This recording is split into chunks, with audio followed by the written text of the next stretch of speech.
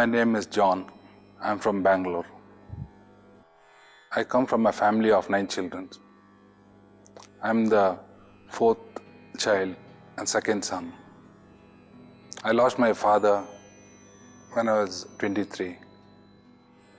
And till my father was alive, he was everything for me. It's a big family. We didn't know what is responsibility. But only after his death, we started facing life. We came to know what life is. My father, he was a very strict disciplinarian. Till he was alive, we didn't know what was responsibilities because he used to take care of all our needs. And suddenly when he died, we were totally shattered. We didn't have a direction. And we were all growing. We are 9 children. And it was very difficult for us. But after his death, we started taking up the responsibilities. And today we are all in a very good position. Our spiritual life was, my father was very strict in our family prayers.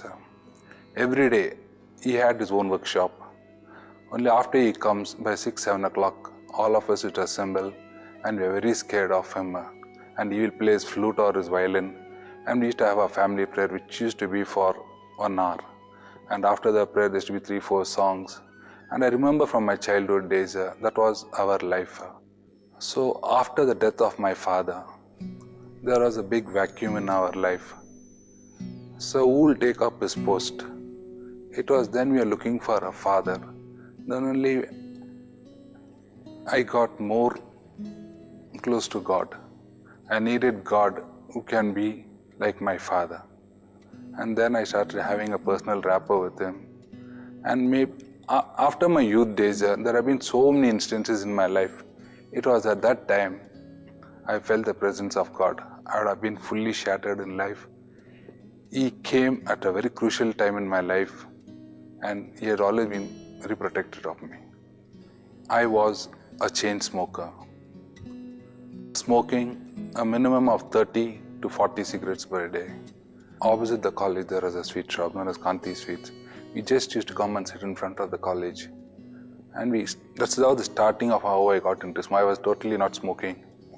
And my friend started. He started smoking Beatte and he asked me also to share with him. And that's how he started.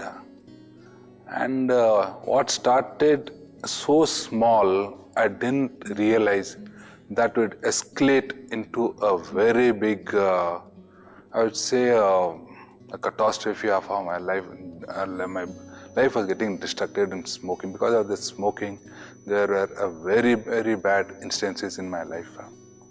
Occasionally, we used to come near that spot and we used to smoke foreign. Just look at the college, because so many bad memories are there.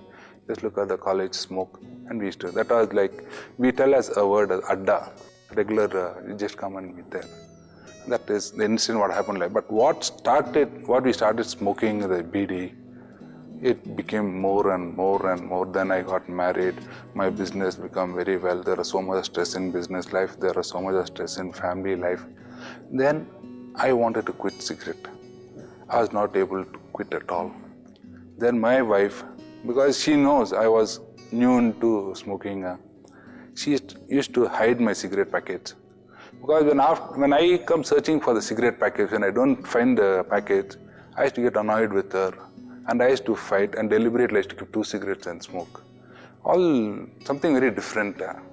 Then she tried using my daughter and I was not able to quit. Then there is the New Year resolutions. New Year resolution is you start midnight. It will last maximum for 1 day or 2 days. And I agree when people say there is no colon or a semicolon, but there has to be a full stop in life. And that full stop in life, we can't, only God can decide.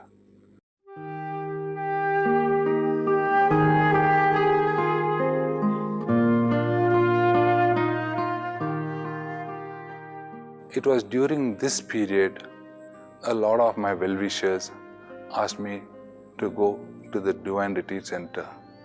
Especially more, my wife's sister, she suggested, because she has come here many times, she suggested, you go, maybe you don't like the place, but at least you go and study, it will do you good.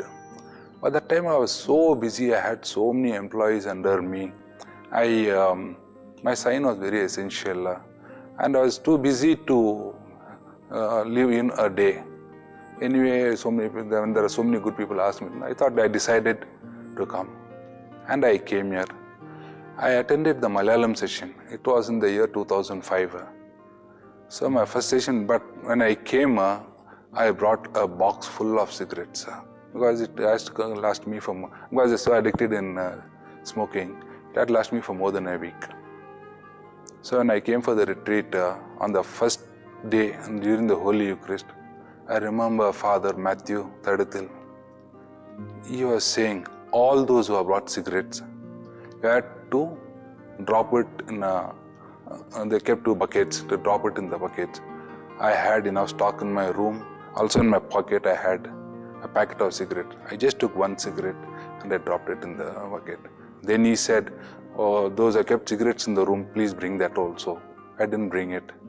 And I was feeling very guilty about it. And I started attending the prayers. And my wife, she used to say, this is a holy place, you are not supposed to smoke. Because being addicted to smoking, I used to smoke in hiding. So things were going on like that. Then on a Friday, during the time of anointment, I don't know what happened. I felt my body vibrating and I felt at very ease and calm. Then the retreat got over. But I want to share with you one thing. I have a very bad habit of smoking. I used to smoke in any toilet, and because of smoking in others' toilet, there has been a lot of embarrassing situations. Once I smoked in a seminary and it was very disgusting. But that was my habit. Any toilet I enter, I need to smoke.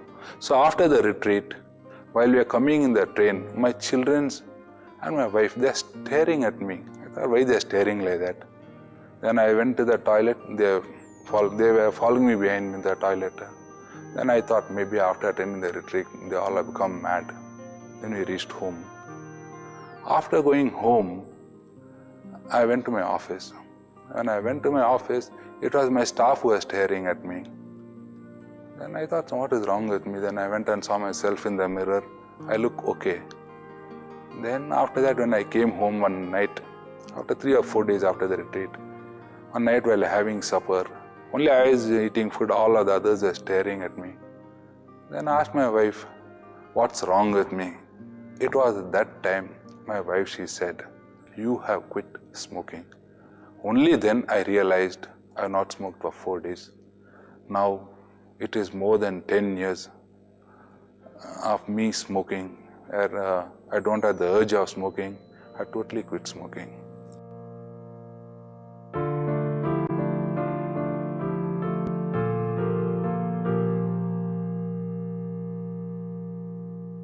I was so addicted in smoking, but after that incident, after my retreat, I don't have the inclination or the urge to smoke. I don't like it. It is not that I want it or I don't like the urge at all. I don't have the urge. It doesn't come into me.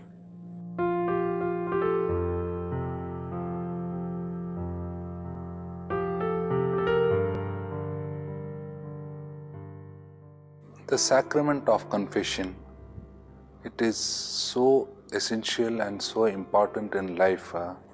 I realized whatever happens in our life, we are not supposed to keep it ourselves because there's so much of guilt feelings what we have, but we need to share it with God. Unfortunately, you and I, we have been finding reasons not to confess. And we have been asking questions, why should I confess? And we have been finding out all sorts of reasons and causes why we refuse to confess. All that Jesus achieved for us on the cross, all the salvific effects will flow into us when you and I kneel down at the side of a priest. A priest today is a successor of the apostles. A priest, a bishop, receives their authority by the laying of hands. And when you and I, we kneel down at the side of a priest and confess our sins, that's a moment. You and I, we are connected to the cross, a direct connection to the cross through the ministry of the church, through the ministry of reconciliation, and peace flows. When you go and tell our confessions, it releases all our pain and all our guilt feelings. And initially, my confessions, I used to find it very difficult to tell my confession to a priest from my church. So I used to go to a very far off church, and I used to look at a person, maybe an old father who is already deaf, and I used to go and tell him everything, and I used to feel very relaxed. And later on I felt that is not the right thing to do. And my wife used to tell, you have to tell your parish church. Though there are so many churches, we should always be committed, at least on the Sundays, to our parish church. In life, maybe during work, or maybe difficult situations in life where people might take you for granted, I has always felt my Lord. I especially quote this verse from the Bible, Exodus 14:14, where my Lord says, you stay still, I will fight for you. So that quote I liked very much, because whatever the problems and whatever the difficulties, I leave it to my God. He fights for me.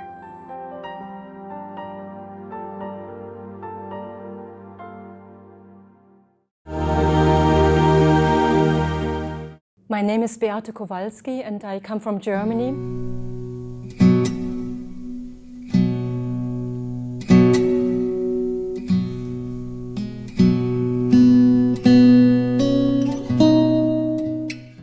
I was born in Dortmund, a huge city in the industrial region of the west of Germany. My very first experience with faith was when I was about 5 years old. I remember that my grandparents had a big box with books at home, and at a certain day they wanted to give all the books to family members, that everybody had something to remind of my grandparents. I was very shy and I was standing in front of the door. I was the last who received the last book, and it was a Bible. It was my grandmother who had a German old Bible in her hands and said to me, "Come, this is your book which you have to read in your life." And she also taught me how to pray the rosary. She was the first person who introduced me to faith. She was a really courageous woman who always told me about her experience in faith, about her time during the Second World War, during which faith and the prayer of the rosary was very, very important to her. So the Bible was really a kind of foundation stone for my own faith, and I started to read the Old Testament, which was fascinating for me, to encounter all the different people, all the different characters, all the different times and cultures was really fascinating for me when I started to read the Bible at the very beginning of my life. I can remember that I had to look at the pictures first because I couldn't read properly. And then when I came to school, I really enjoyed reading and started to read the Bible closer and closer. And it happened that every time in my life I got a Bible which I needed in the next period of my life. So when I left school and wanted to study music at the university, a friend of mine gave me a Greek New Testament. And that was the moment when I recognized I should go for theology. So it was a Greek Bible that directed me the way to the university and to the study of theology. Then after finishing my doctorate, someone gave me a Bible which is very common for pastoral work. And I knew already that would be a kind of indication that I had to do some pastoral work, and really it happened. I had to go to the parish and had to do some work there. And then I was invited to a big university in Belgium. I had to give a lecture there, and at the end of the lecture, one of the professors came to me and gave a Dutch Bible. And I knew I had to learn Dutch and it happened that he offered a position to me at the University of Louvain in Belgium. I had to learn Dutch. So a couple of years later, I was invited to a lecture in Ireland, and afterwards I got an English Bible and an Irish Bible, a Celtic Bible, and I knew I had to go to Ireland. So I really can say that the Bible in the different translations accompanied my way of faith, and they were always a kind of signal for my next destination. In the year 2004, I came to Ireland. I applied for a professorship at Mary Immaculate College in Limerick, and I was appointed there to my great surprise. It was great pleasure to come to Ireland because people are very faithful. I can remember the first sentence I heard when I came to Ireland: "There's always hope." I missed the train because my flight was too late, but Irish people are really full of faith. They have deep faith. And when I listened to the sentence, "There's always hope," it was like a programmatic sentence for the whole time in Ireland. I taught at the college. I had to teach students who are really committed to faith, but who also had to face the difficult situation of the Irish church. You know that there was the abuse scandal in the Irish church, and that a lot of young students had huge difficulties to cope with the situation. And I always remember one encounter with a student in my office which made a deep impression on me. There was a student who told me about the difficult situation in his parish, and then he said to me, "Well, I cannot trust the church, I cannot trust my parish priest anymore, but I tell you, I trust in God, and I never gave up to trust in my prayers." He put into his pocket, and he got a rosary out of his pocket and said, "Look, I'm praying all the time." So prayer was something very important for him. And I can remember that I encountered an old lady of my parish to which I belonged to, who was the same who was full of faith in a very serious situation. She was seriously sick, but she deeply trusted that God would help her in all her sufferings. She was the midwife of the small village in which I lived, and it was really God's providence that I met her during the first couple of days when I came to Ireland, because she knew everybody in the small village. As a midwife, of course, she knew everybody, and she introduced me to all the different customs and cultures in Ireland, and through her I became in touch with the parish and knew a lot about the faith of Ireland. And what I learned during this time in Ireland was that faith is part of the identity of Irish people, something that we should learn in modern cultures in Europe today, that faith really should be part of our own identity and not something which is apart from ourselves. It should be really part of our identity and not something detached from ourselves. I stayed 1.5 years at the Catholic University of Louvain as a junior fellow. During this time, I stayed in a Catholic seminary, in a priest seminary, which is called John the 23rd. And this name really was a program for the whole seminary. We had Muslims, Hindus, Christians from all kinds of denominations, and also people without any faith living in this place. Mainly they were working in the hospital of the university. I was the only lay theologian who worked and lived together with them in the seminary. And I remember a lot of very, very interesting people and the changes they made when they came into the seminary. I remember a medical doctor coming from Egypt who was a Muslim. And he asked me, "What is a seminary like? What is it? I never heard of a priest seminary. I don't know anything about Christianity or about Catholic faith." And I thought, well, the best place where he can learn about the seminary is to go to the chapel with him. So I took him, brought him to the chapel of the seminary, and I kept silent for a moment. I just brought him into the entrance and waited. And I felt that this man became silent, very quiet. He didn't speak anymore. And I felt that something touched him. And after a time, he spoke one sentence: "We are not alone here." And then he kept silent once again, and then he said, "There is someone in this little box." I was really challenged by these sentences. He meant that the Lord is present in the tabernacle. And I was really challenged by this person. He never ever heard anything by the Eucharist. And he wanted to become a Christian after a time. Later on we had a Hindu in our seminary. He entered the seminary in a moment when we said farewell to another person who wanted to go back to Poland. We tried to sing Polish songs. Nobody of us could speak and sing Polish, of course. So we tried to sing the songs, and this young man, a professor of pharmacy working in the United States, became quiet. And after a time he said, "Please translate the song to me." And the Polish lady translated it, and it was from the Gospel. It was the nice story of the rich man who encountered Jesus, asking him, "How can I reach eternal life?" And then this young man said, "Well, I'm so touched by it, I would like to become a Christian." And we taught him about Christianity, and he was baptized later.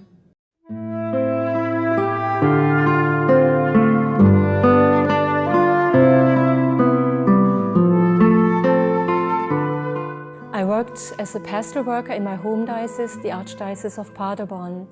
First I worked in a parish, which had no parish priest at that time, and I lived in a very, very simple way. I had a very small room in a house where just old people stayed.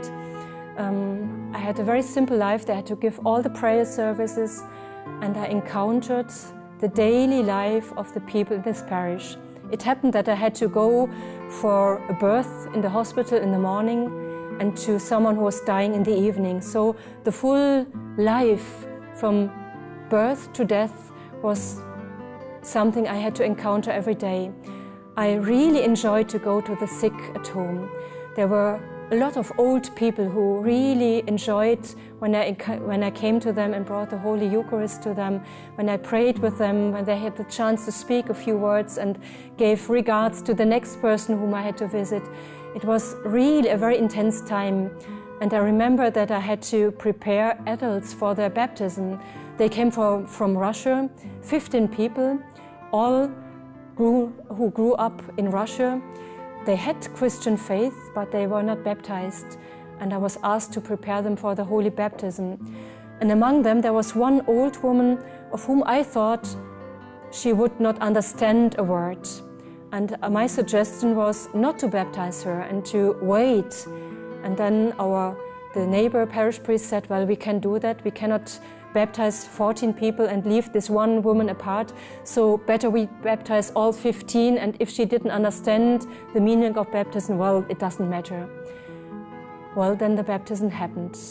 During a mass, this old lady was the last one who received her baptism, and it happened that in the moment when the water was put on her face, on her head, tears were running over her face, and she embraced me. And she was so happy that the whole community in the church was challenged, was really touched by this great faith of this woman. She couldn't express it during the course of preparation. She was not able to do that. But the moment she was baptized, everything was there. She was really free and she could express her faith. It was a moment of which people in the parish spoke about for the next couple of weeks. It was really a witness of faith. It was a non-verbal witness of faith, which is more honest than every word can be in this world.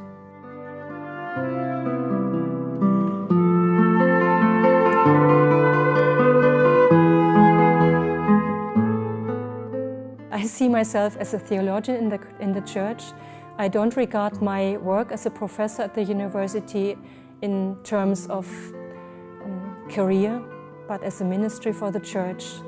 And for me it is very important to combine scholarly work, so research, teaching and pastoral ministry that belongs together, because I'm just one person and I want to do all three things together. It belongs together if you really want to be a witness. I was deeply, deeply touched by the faith of people. I went to one church in Tritsur in the Adoration Chapel, and I was really impressed to see how many people sit there, pray the Rosary, sit there for more than an hour in front of the Holy Eucharist. Young people, children, women, men, The churches are packed. I was in one parish, I experienced a Eucharist. I had a knee in the back of mine, I had elbows in my side because the church was really packed with people.